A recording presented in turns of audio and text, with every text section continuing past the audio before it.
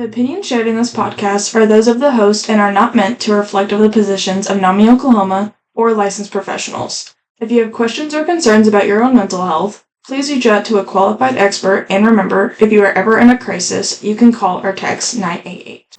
Howdy everyone, welcome back to Mindful Moments with NAMI Next Gen Council. My name is Maya. And I'm Anna. And today we're here with you all in a holiday special edition episode. Woo! So today we're going to be talking about a few different topics that might be coming up during this season of the holidays. Things like seasonal depression, how to deal with family, how to talk about the money, talk about the topic of money, gifts, all sorts of things. So stick around. Do you experience seasonal depression? If so, what are some of the symptoms? Yes. I think a lot of people do.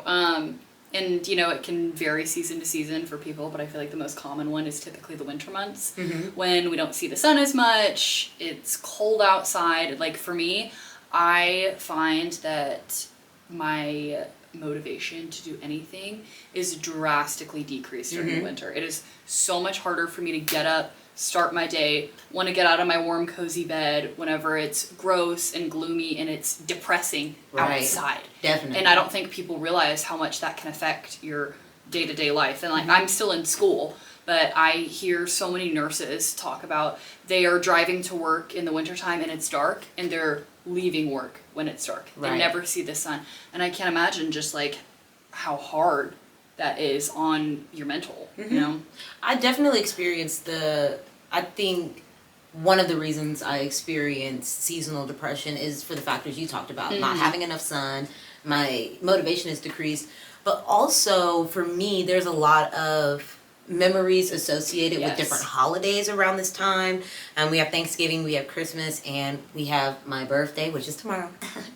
And I don't know, something about thinking of the memories that I have associated with my family during those times. Some of them are not very good. It just brings up a lot for me. When I first moved here, I literally would go have Christmas with my family, and like I'd get home and like I wouldn't be able to drive home because I was having a panic attack because it was, I don't know, I didn't know how to be a part of my family or anything, and I always felt so awkward and like, I don't know, I thought my family hated me for some reason. I have no idea why, but I thought they hated me, and so like I'd hang out with my family, I'd get in the car, and I remember one particular Christmas, I spent time with my ex's family, and then I went to hang out with my family, and I got home, and I didn't even make it into the house, I just threw up. And I started having a panic attack. And it was just like something about the season or the holidays. It just brings up a lot. The family that I'm missing, the opportunities that I didn't have to spend with my family sometimes on holidays. And so it's definitely the environmental factors as well as trauma that I have associated with these holidays that are coming up. Yeah, the holiday season has so many emotions tied to it. And I think too, in general, holidays have a lot of unrealistic expectations to be the most joyful time of the year, where you spend all of your days just loving on each other and, you know, being appreciative for your family. But, you know, just because it's the holidays doesn't mean that life still can't happen. Exactly. And hard and sad things still can't happen, and it seriously affects people. I would say for me, I recognize seasonal depression is happening literally on that first day when the sun starts going down at 5 p.m. And I remember when it happened this year. I remember when it happened this year. The first day I was driving with my friend, I said, "Girl, it's real dark." And she was like, "Yeah." And I was like, I'm kind of sad. Like, I don't know why, but like this makes me really sad. Like I didn't really get to see the sun today. And this was around Halloween, Thanksgiving and stuff. And so then literally it just opened a floodgate of like, oh, don't you remember those times when it was really dark and it was really cold? Now let's think about all the times that you've ever been dark and cold and sad. And so it just like opens up a door for me of like, it's dark outside, let's think about all the dark things. Which is terrible correlation that my brain does. But no, I feel like so many people do that though. I do it too, like especially when it starts to get colder outside. Like again, like I lose that motivation. I don't want to do anything, and I feel like I find myself perseverating on the hard and dark times of my life rather than whenever it's nicer outside or like, you can it's go a different outside. time. Right, exactly. It's easier to have a more optimistic outlook. And also too, like a big thing for me, I love to go on walks whenever I'm feeling sad or if I'm feeling anxious. And when it starts to get cold and it starts to get dark, I can't do that anymore. So I feel like another thing that people don't talk about is we lose so many of those healthy coping mechanisms, and going outside and exercise for me has really, really been helpful with my anxiety and my depression. And in the winter, you don't really get that, especially in somewhere like Oklahoma where it does get cold. So. Yeah, I hear you on that. I'm a runner, and so like I can't run. I mean, I could, but okay. It's not the same on a treadmill. It's not the same on the treadmill, and I mean, let's be real. I'm a woman that lives in this world. Running around in the dark is not. It's not a safe bet. Not one that I'm willing to take. But just like how my schedule works out, the sun is down, so I don't really have that. Well, by the time that you get back from your requirements and responsibilities, you don't have any daylight left to do things for yourself and take care of yourself. And like I would love to go get margs with the girls, but like in this weather, we're not doing anything. Like you don't want to go do the fun cutesy things that you could do with your friends, and I literally don't want to leave my house to make the trek to the car to have to go somewhere. So it's like I'm not stuck in my house. Obviously, I have autonomy. I'm an adult. I could go wherever I want, but there's no motivation to do it. And so I feel it when I start canceling plans. Yes. I stop running. I stop enjoying things. And like you said, just like that lack of motivation. Like everything requires so much more effort. I'll get home and I'm like, oh, I need to clean.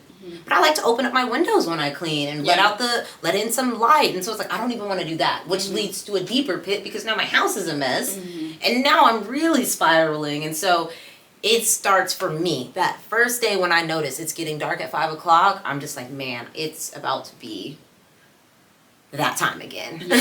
Do you think it's okay to skip family gatherings during the holidays due to mental health? You know, I think that really depends. Yeah. I think that really depends. If your family is the reason that your mental health is failing, I would say don't go somewhere that's going to harm you. However, for me, like I said, I used to feel super awkward around my family. I didn't grow up around this side of my family. And I would get really sad around my birthday, and I would just be like, oh, I'm just going to sit by myself. Or Thanksgiving, like, I don't want to do anything. But now that I spend, like, literally all of my holidays with my family, it fills me up in a way that I did not expect. And that's where I'm like, I might be anxious, I might be depressed, I might feel ugly or whatever it is that I'm feeling, but I know that for me, my family is going to build me up. And so, like I said, it's really just depending on what sort of family unit you have. Are they understanding of your mental health? Like, my family knows I get really sad. I get really sentimental. I'm probably going to cry. Don't make fun of me, but I'm happy to be here with my family. And so, like, they build me up. They let me know it's okay to be sad or it's okay to be extremely happy about it. And so, if it's something that is going to, if you enjoy your family, I would say don't skip out. You don't know what you're going to get from them. And, you know, it could be a small little thing as simple as like a sibling giving you a hug. And that could literally be the one thing that brings you up out of a dark hole, at least for that day. But if you're dealing with a toxic family environment, go for it. Don't go. Protect your peace. I think too, family has a lot of different meanings. Family doesn't have to be just your blood related family. So if your support system is your friends or your spouse or your girlfriend or your boyfriend or whoever, and that is your family, then you go there. If your family, like for me, my mom and my sister are the two like most important people in my life, and they're the people that have been there for me through every hard thing that I went through, and they're who I first call. Like, that's who I want to spend the holidays with. But, you know, if that's not your support system, and if that's not a group of people that fill your cup, then you go to your chosen family rather than your, you know, blood family. So I think family can mean a plethora of things. But obviously don't go anywhere where that's going to harm your mental health. Exactly. But at the same time, I think it is very important to be with someone on the holidays. Yes. For me, if I start isolating myself, then I find it really hard to dig myself out of that hole. So sometimes, like, when we're feeling low, the best thing that we can do for ourselves is surround ourselves with other people and give us a reminder that we do have people that care about us, and whoever that is in your life, I think, is a good choice to spend the holidays with. Yeah, I love that you said chosen family, because I've learned, I do have my family. Yeah. But I have so many other people that I consider my family now. Absolutely. And I'm like, not everyone you is can come blessed to the with gathering. Like, you're a part of the family. Yeah. And also, I like that you said don't be alone. Like, yes, skip out on family gatherings if they are, toxic, they harm your mental health. However, I think it's really, really important to spend time with someone. Yeah. Because those days are hard, especially when you don't have the family that you need. It could literally be anyone. Go hang out with the lady at 7-Eleven. It sounds crazy, but I used to work at 7-Eleven, and like, there would be people who didn't have anyone, and they'd come in and we'd talk for literally hours because no one's coming in. Yeah. Just talk to someone, and I was able to be a person for them to talk about their family or what are their holiday traditions and things like that. And so I do think it's important to do something, be around someone, because we're talking about seasonal depression. We're talking about the sadness that comes along with these holidays. If you don't have that unit, it's really important to have any sort of support that you can have. Yeah. How prevalent is grief during the holiday season? I think grief is a big, big thing during the holiday season, and you are not going to fully understand it unless you've been through it or lost someone close to you. And I, lucky enough, have not lost someone I've, lost a grandparent, but not someone that I'm super, super close with.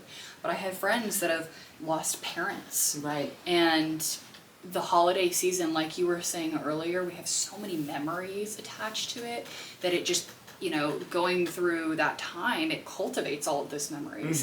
And so many of those memories involve those people we've lost, so you feel like that hole in your heart just gets bigger and bigger and bigger because you're reminded of it all the time. Right. And again, like, the holiday season is seen as so joyful and happy, but I think, for some people, obviously it can be that way, but then for other people, that is tied to the most painful and hardest times of their life. Right. And so that's something that we need to keep in mind when talking about the holidays and how we approach it with our friends and our loved ones, that people experience that season differently, and there are really heavy emotions tied to it on both sides of the spectrum. Right. And that's something that we need to be conscious and respectful of with other people. Yeah, definitely. I think there's grief for people. I feel a little grief for myself. Yeah.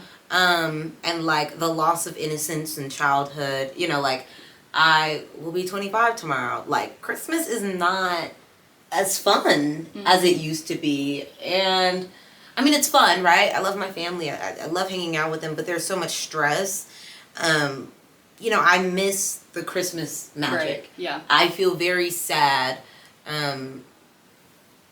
Just like having to be an adult and like not being able to fully enjoy the magic of the season. And there's grief for my childhood. There's grief for the little girl inside of me who's like, but this is supposed to be fun. Right, like, where your biggest worry was when Santa was gonna come. I'm not like how you're gonna pay the bills, how I'm gonna pass this test, how I'm gonna get a job, this, that, exactly. All those other things. There's just grief for the life that we have to live here and now, and not being able to just like fully enjoy and experience these holidays with family because there's so much going on. And as much as I try to be present, it's still in the back of my mind, like, I have all these things going on, and like, I don't want to think like this, but it's kind of just the way the world is. And so I do experience grief for that. I'm also dealing with some anticipatory grief. I think this may be my last Christmas with my grandmother.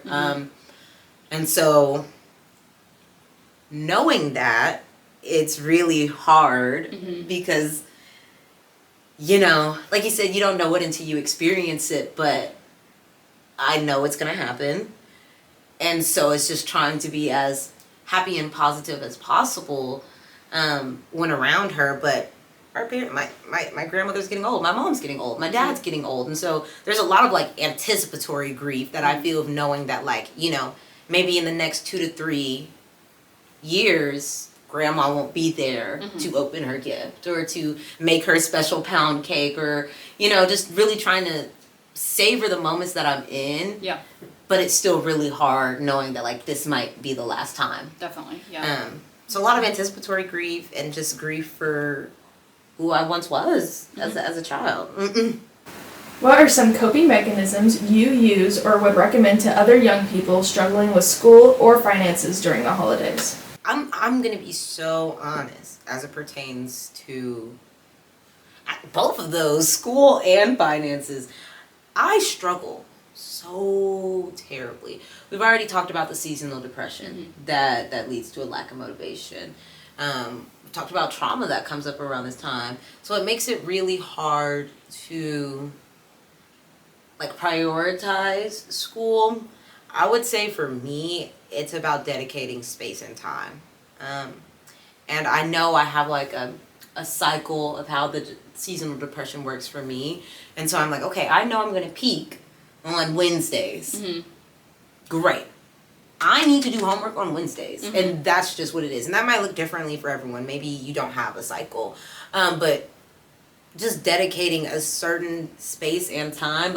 I don't do homework in my bedroom. I have a desk. I sit on Wednesdays, on the days that I have motivation, I sit at that desk facing out the window while the sun is still out, and I take that time to do homework. So it's really just finding the space to do it, a time to do it where you feel motivated, where there's still sunlight, or there's something that's motivating you to get it done, because I have zero motivation when I get home from work. So Wednesdays, we get off a little early, give myself some room to sit with myself and be okay with typing papers while the sun is still out. Yeah, definitely. Being in nursing school is one of the hardest things that I've ever had to do in my entire life. School completely consumes my whole existence. And I am someone that puts a lot of pressure on myself with school. I was not a good student in high school. I wasn't terrible, but I was skidding by. Yeah. And I feel like I'm really, really good at school now because I finally found something that I'm interested in. So much of my happiness during the school year comes from academic validation, which is not healthy. Find other ways to feel smart besides thriving off of academic validation. But specifically during final season, I really, really have to consciously make sure, in the same way that you are cutting out that time on Wednesdays to do homework after you're working all week, I have to cut out that time and put it in my calendar to do things for myself. To get outside and go on a walk, to go work out, to, take a couple minutes and relax. And I also, too, it being my senior year of college, I'm struggling with, at the same time, school is important, but I'm about to be done and I'm never gonna live with 5 of my best friends in my life ever again. So, soaking in those moments at the same time, I feel like I really struggle to find that balance. And, specifically during final season too, I want to do all these fun things with my friends, and I want to make sure that I'm, working out and taking care of myself, which is already hard enough whenever it's dark and cold outside, but then you add on school stress and then financial responsibility of buying gifts for the 8 million important people in your life, and it's incredibly overwhelming. Yeah. And my only saving grace is my calendar and therapy. Yes. Those are the 2 things that I swear by. I have tried so many different times in my life to do a more as needed therapy, and I have realized that if I'm I'll just text my therapist whenever I really need it. I am texting my therapist when I am at rock bottom, and this is my only option left. Exactly. I have learned that I am a person that needs at least every week or every other week, depending on at what point I am in my life, or else I will not go unless it is the very last resort. It's just something that in the same way that, studying and getting my things done that I need to for school is on my requirement checklist, that's something that I've also had to add. Okay, this is on my requirement checklist. Even though I've got all these other things going on in my, school or work life, taking care of yourself and taking care of your mental and physical health is equally as important, if not more so, than taking care of those other responsibilities. And that can be a hard pill to swallow. Yeah. It's because the world and society today does not make it seem like taking care of yourself is equally as important as it is for work or school or other things, but it is, because you can't,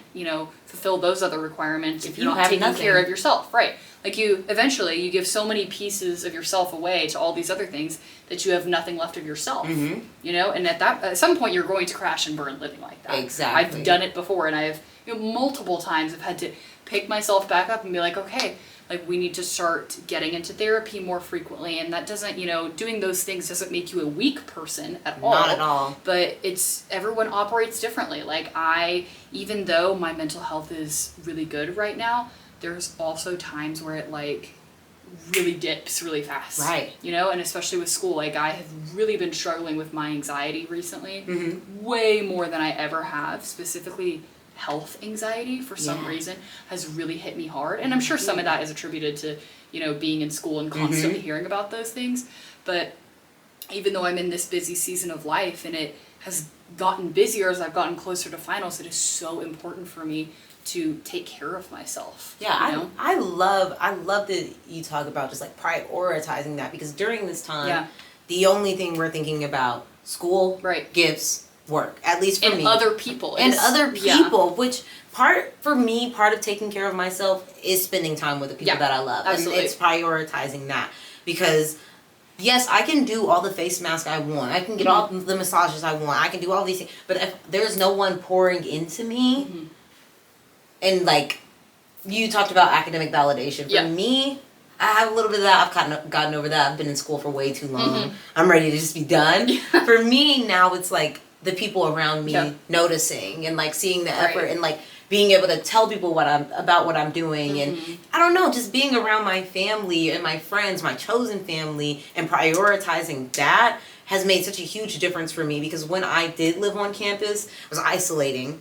I didn't talk to my family. I don't even think I went home for that first Christmas that I lived on campus, and I was so sad because I was just like, oh, I need to do homework. Oh, I need to work. Oh, I need to be able to buy the gifts, and I can just take them over there and I'll go to work in the morning. And like, I was prioritizing school, I was prioritizing work, I was prioritizing getting the gifts, but I wasn't prioritizing spending the time with the people that really matter, which is what this season is about. Exactly. And as we said, it doesn't have to be your family. It can literally, if you do live on campus, it can be a group of friends, like spending time with other people and not just going into hermit mode of I need to work, I need to work, I need to work, I need to grind. Yeah. That has been my saving grace, of like just giving myself grace to, you know what? I'm literally just going to go and spend the day with my mom. Yeah. I don't care what she's doing over there. And my mom lives up the street from me, so that's like way too convenient. But I'm just going to go sit with my mom for the day and like not worry about anything. Yep. Just hang out with my mom and make memories with her. So prioritizing being filled up by other people. Yeah. And on the financial aspect, I am poor. I am so poor. And, I don't know if I've fully learned what to do about that. I don't think anybody knows. It's You're not taught. hard. We're not taught anything about money in school. We get no crucial life skills taught to us in school. I still I have to ask my business friends about what a 401k is, or I have no idea how to do my taxes. I have to have my dad help me idea how to do my every taxes. single year. Like, we don't get all of these adult things that we have to do. We don't get taught about how to do them until they're knocking on your doorstep. And it's like, oh wait, mom needs a gift. Yeah. Grandma needs a gift. Everybody needs a gift. And for me personally, I prioritize my mom when it comes to gifts. Yes, and then my siblings, they'll get something. But I don't know, I just feel very strongly about my mother. As we can tell, I'm obsessed with the lady. And so, typically me and my siblings will like pool some money together and get her one huge gift that she wants. So last year she wanted an 80-inch TV. She got an 80-inch TV. The year before that, she wanted a deep freezer. And so even though it's not every sibling getting something, I think for us, it works because our mom does so much for us throughout the year. For us to be able to come together and do something for her, like, we feel good about that. And it's like, Well, you're also making memories too with your siblings Right. at the same time doing that. My sister and I, it's just me and my sister, and my mom is, the three of us are best friends. Right. And my mom gave us so much and so many good memories every single Christmas that now being adults, it is so important to both of us to, you know, return that favor to her. Right. And, you know, it's obviously, it's not the exact same as how much she was able to give us, but like at the age that we are, we make sure that we have pulled stuff aside to, you know, give her that same that joy feels and sense of feeling good. cared about. Yeah, it feels good. Like, my mom did not know that she was getting her deep freezer last year. She cried. She didn't know she was getting a TV. No, that was 2 years ago. She didn't know she was getting a TV this last year. She cried. And it's just like, it feels good to do for others. As much as we're talking about pouring into yourself, prioritizing yourself, it does feel good to give to someone else, especially someone that you really care about. Yeah. Well, filling other people's cup fills your own at the same time. Exactly. You know?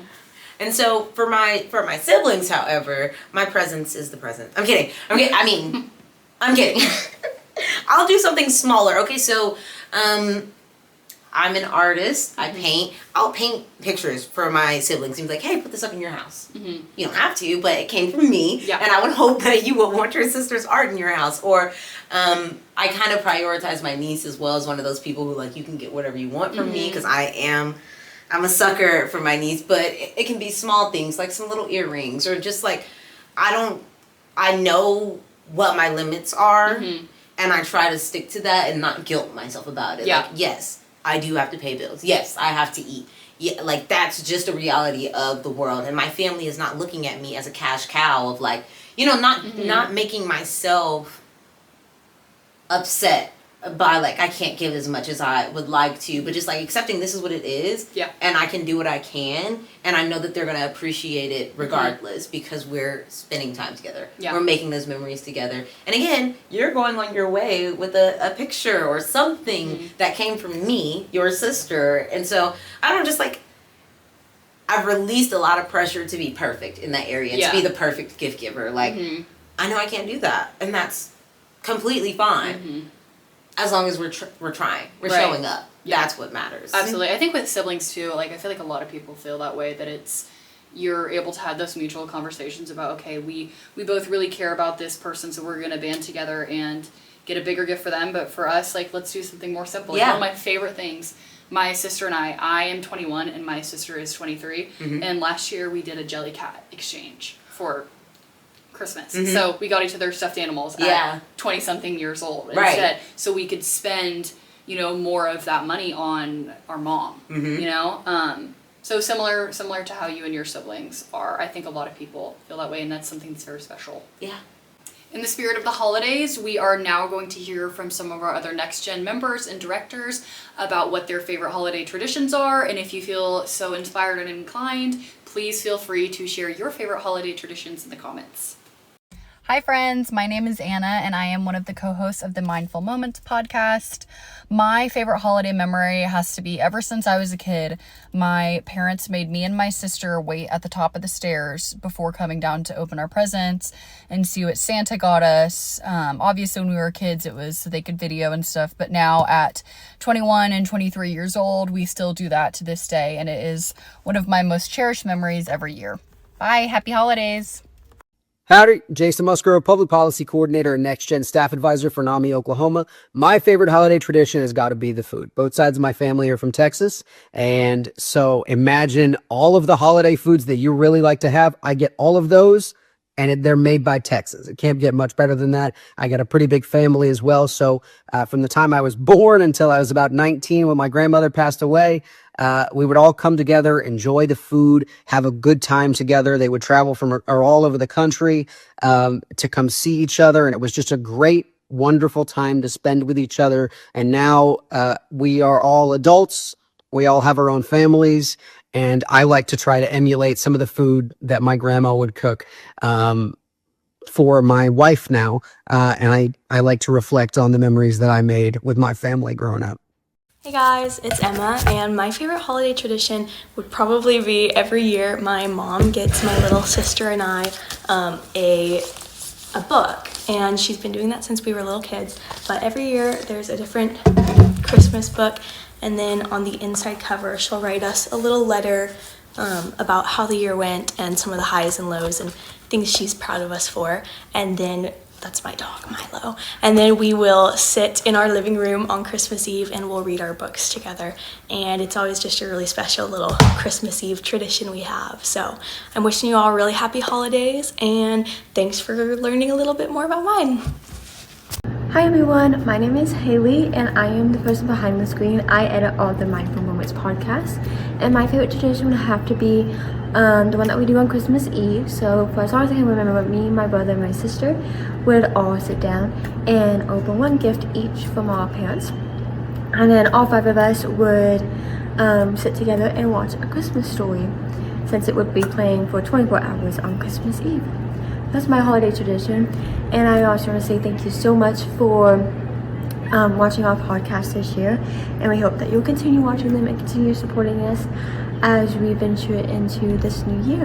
And I hope you have an amazing holiday, an amazing year, and yeah, thank you so much and happy holidays. Hi everyone, my name is Kalyn Delaney. I am a member of Next Gen Council from Oklahoma. And my favorite holiday tradition is games. Me and my family started playing a bunch of different games during the holidays. My favorite one is the Saran Wrap Ball. Definitely recommend looking that up and playing it with your family. But happy holidays! Well, thank you all so much for sitting and chatting with us. Again, if you feel so inclined, we'd love to hear about what you'll be doing this holiday season. Remember to eat when you're hungry and drink when you're thirsty. Take care of yourself. Thank you.